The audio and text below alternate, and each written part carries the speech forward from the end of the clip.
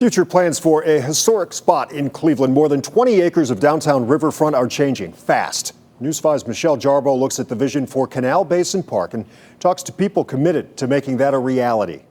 I think Cleveland has an incredible story.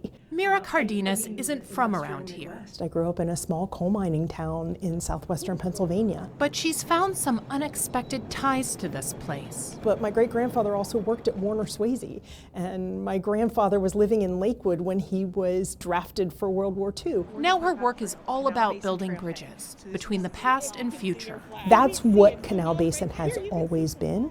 It's been a pivot point. Mira leads Canalway Partners, a nonprofit advocate for Canal Basin Park, a city project that's been on the drawing board for decades. So over the last 25 years, a lot of very small projects have brought us to a point where we're shovel ready. New designs just won early approval from Cleveland's Planning Commission. They include a playground, walking trails, and a recreation of the old canal. It's where the lake and the river met. It's where the canal took us all the way to the Ohio River. A meeting place for boats that once powered Cleveland's economy before railroads and spans made it possible to pass all this by. I think, especially when you're talking to Clevelanders, the easiest way is to say, well, it's under the Veterans Memorial Bridge. Public land offering new possibilities. Is it a little skating loop? Is it just a great place to be able to walk your dog on a day like today? Construction on the park could start next year, though you'll see small changes here sooner,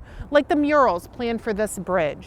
The entire project could cost $30 to $40 million to build. It's going to take as long as it takes to raise the money, really, quite frankly. Jim McKnight is a landscape architect for the city. How long have you been working on this project? Oh boy, well, this is a labor of love, so probably about 10 years. And with many partners, he's determined to see it through.